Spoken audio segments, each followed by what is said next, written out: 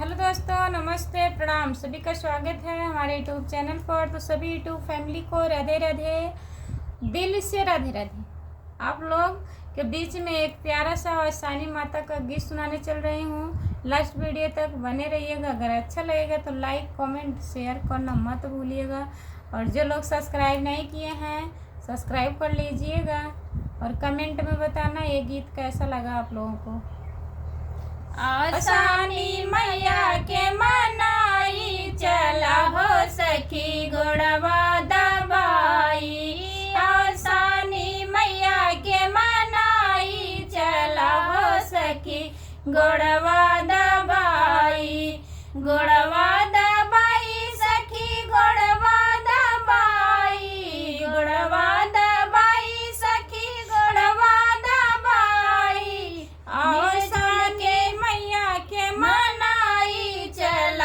सखी गोड़वा दबाई।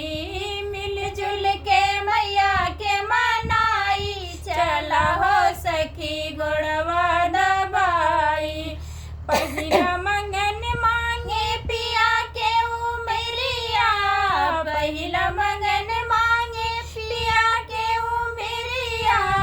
आही राती जन्म कहाई, चला हो सखी गोड़वा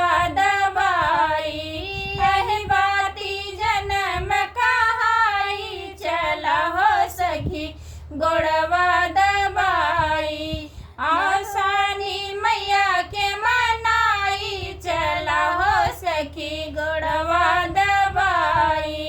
आसानी मैया के मनाई, चला हो सखी गोड़वा दबाई। दूसरा मंगन मांगे लाल के उमरिया। दूसरा मंगन मांगे लाल के उमरिया। सुंदर पतो है हम पाई, चला हो सखी गोड़वा दबाई। सुंदर पतो है हम पाई, चला हो सखी गोड़वा दबाई।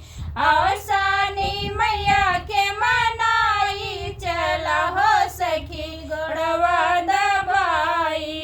आसानी मैया के मनाई, चला हो सखी गोड़वा दबाई। तीसरा मंगन मांगे सुंदर बेटियावा। तीसरा मंगन मांगे सुंदर बेटियावा। घोड़ा चढ़िया जमाई, चला हो सखी माई के मनाई। घोड़ा चढ़िया जमाई, चला हो सखी गोड़वा दबाई। आसानी मैया के मनाई, चला हो सखी गोड़वा दबाई। चौथा मंगन मांगे भैया भतीजवा।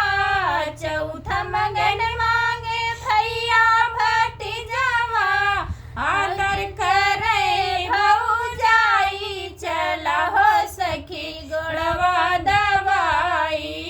आदर करे भौजाई, चला हो सखी